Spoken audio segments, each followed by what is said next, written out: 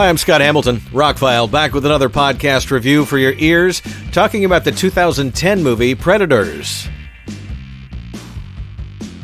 Wow, I really like this movie.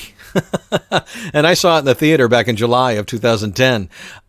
If you haven't seen it in years, I will get into a couple little spoilers, but my plan was to rewatch all the Predator movies, and somehow I started out of order, so sorry about that. This is the third movie, Predators, which was produced by Robert Rodriguez and directed by Nimrod Antal, if I'm pronouncing his Hungarian name correctly. He was born in Hollywood to Hungarian parents. He directed a couple of Mark Wahlberg action movies, and then did this, and then went on to do Metallica's Through the Never. So there you go. Adrian Brody stars in it. The movie opens with him falling out of the sky, which is just a brilliant opening for a movie.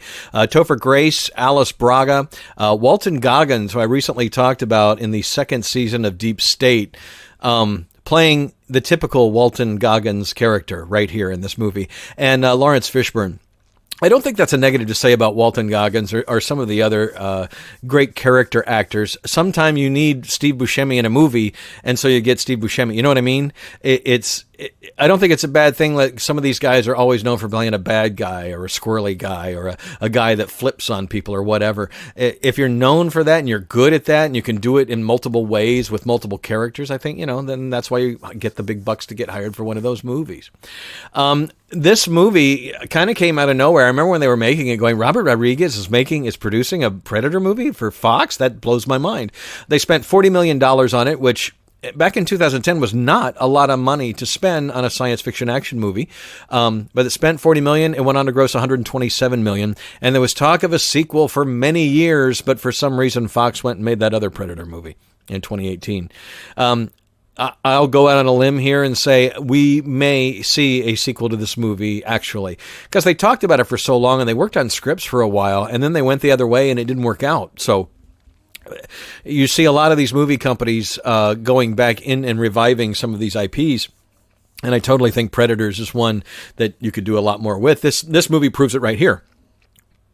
That you basically have a group of people in a jungle fighting predators, but it's not a carbon copy of the first movie. And it's nothing like the second movie, which was like Predator in an urban jungle, which I've always liked the second movie. It goes deeper into the mythology, as you should with a sequel. And Stephen Hopkins did a pretty good job directing it. He went on to do some other movies that are guilty pleasures of mine.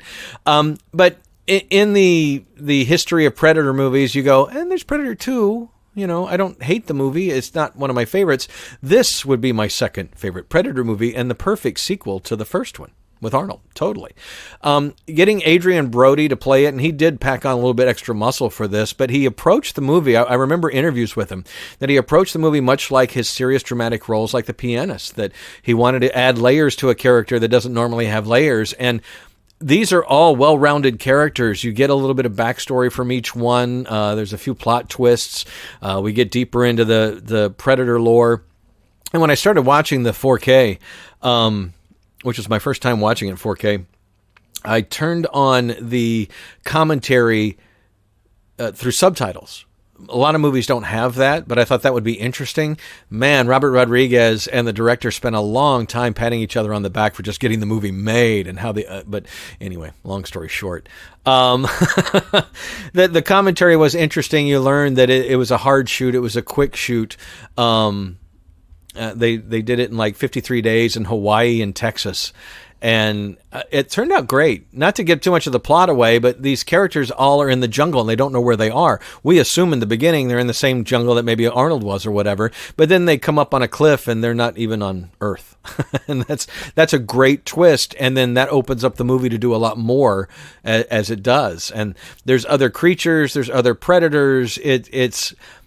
They joke in that commentary I was watching, that they kind of had a screenplay and they chucked out the first act. All movies pretty much work on that 3-act principle: the setup, the action, and then the denouement, the big finale or whatever.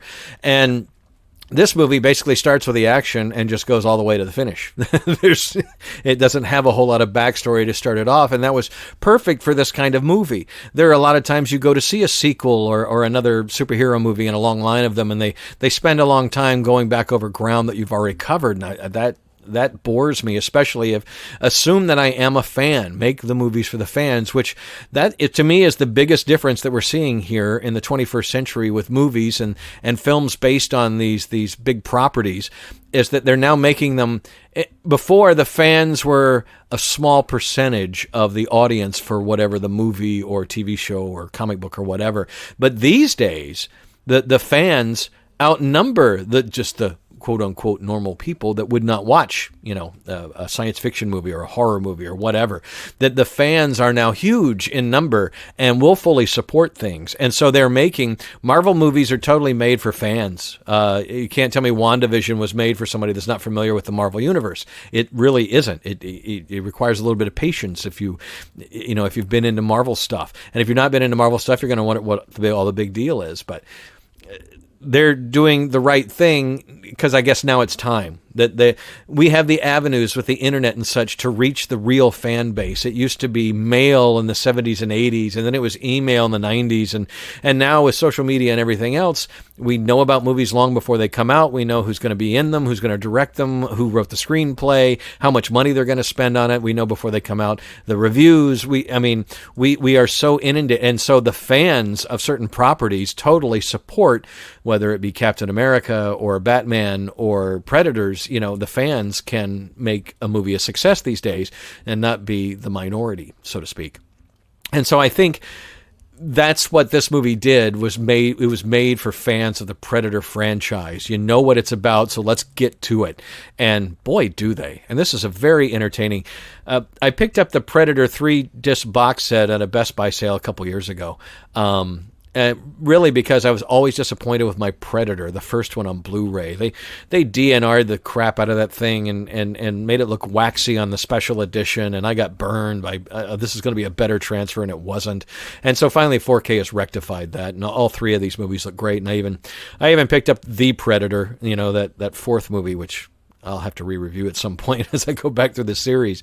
But pulling it out, watching it in 4K, it's a stellar transfer. It looks amazing. It's got a great soundtrack, really a lot of atmospheric effects, a lot of great sound effects, a lot of good surround sound stuff, a lot of good bass.